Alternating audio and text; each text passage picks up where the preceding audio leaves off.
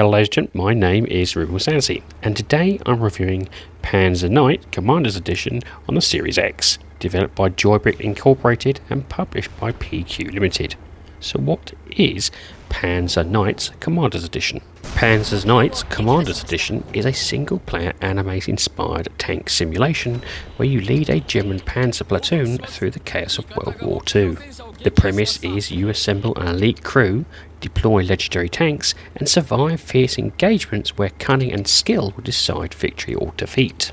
The game boasts 30 eager crew, each with unique buffs, a plethora of iconic tanks, and battles to engage with, alongside bonus tanks the M4 748 Sherman, the M26 Pershing, Churchill 7, and more. First up is accessibility.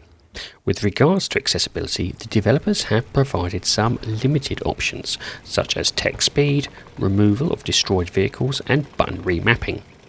Audio and visual options are non-existent, so those with motor, auditory and visual issues will struggle with this game. Next up is gameplay.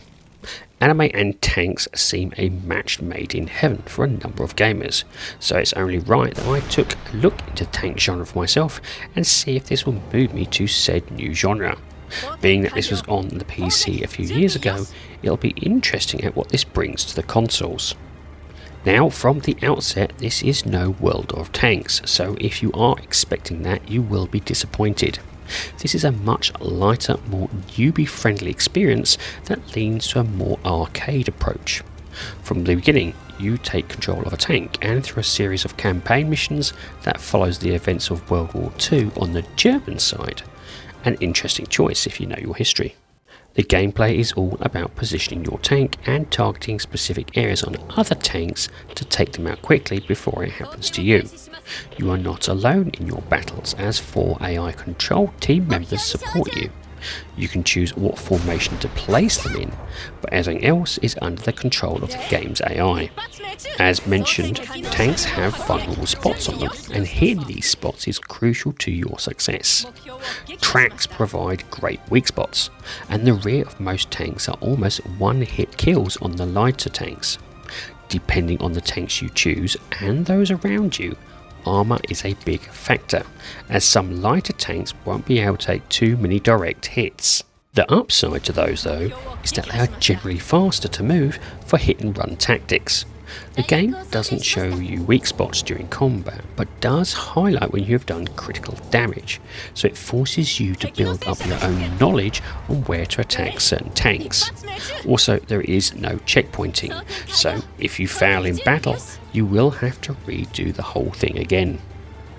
Being that this is from a third-person perspective, you may wonder how you can target specific tanks parts from a distance. Well, you can flick to a first-person mode at any time to really land those devastating blows on your enemies. Missions vary, but often are a combination of kill all or hold this position, with the odd convoy support mission thrown in. To make things more interesting though, the tanks aren't restricted to any specific missions.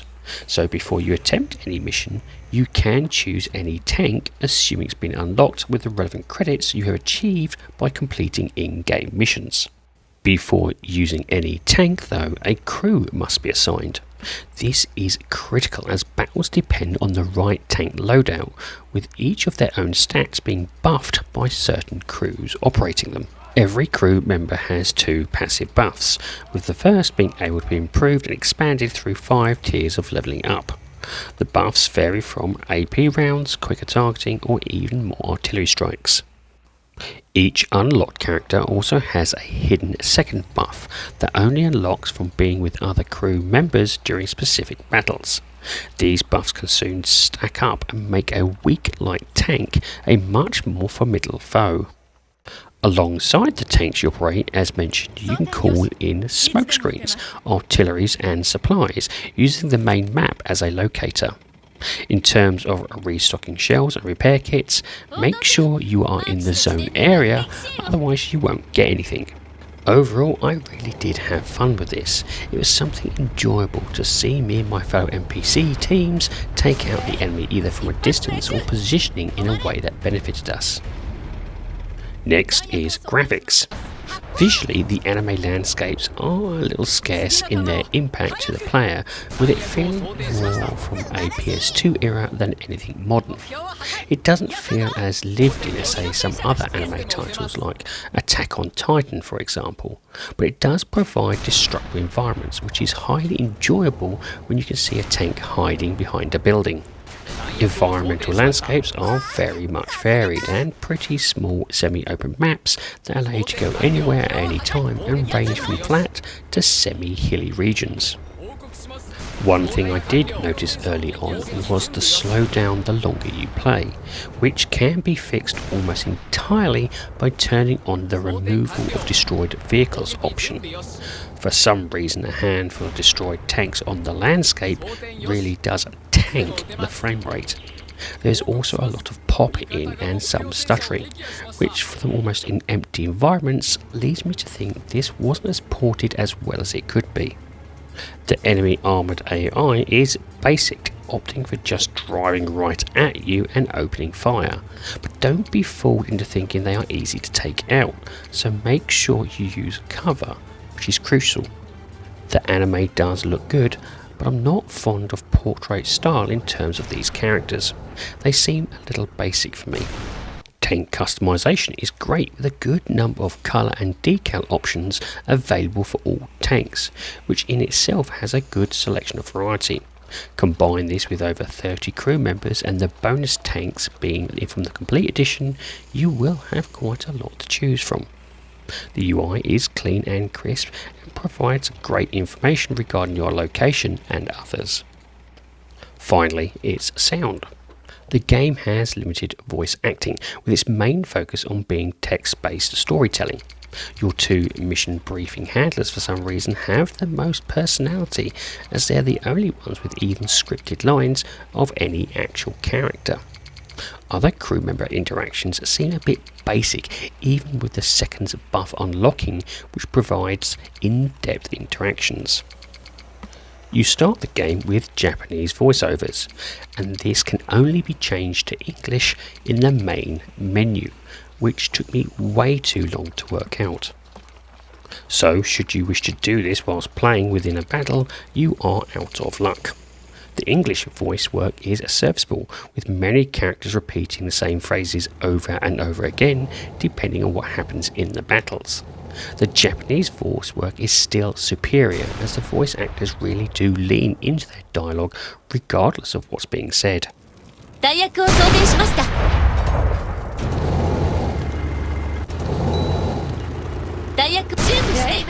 However, the environmental music design does deserve praise, as its upbeat orchestral and piano-laden tunes blast out. Combine this with really good explosions and tank fire sounds, it really does sell that anime-inspired aesthetic to the audience.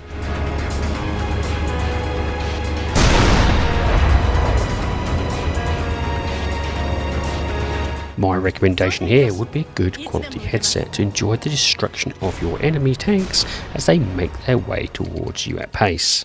And this leads me on to the rating of the game. Now, I rate games in order of avoid, on sale, great purchase and must own. My rating for Panzer Knight's Commander's Edition is a great purchase. The game is a story-driven third-person arcade tank game with an anime style. Gameplay is enjoyable, a little underwhelming in some missions, and does suffer from some visual issues such as popping and heavy frame rate losses if you want to see the full destruction you can cause. The game is currently priced on Xbox at £20.99, or approximately $25, and depending on your skill and patience will give you about 10 plus hours to fully complete the game.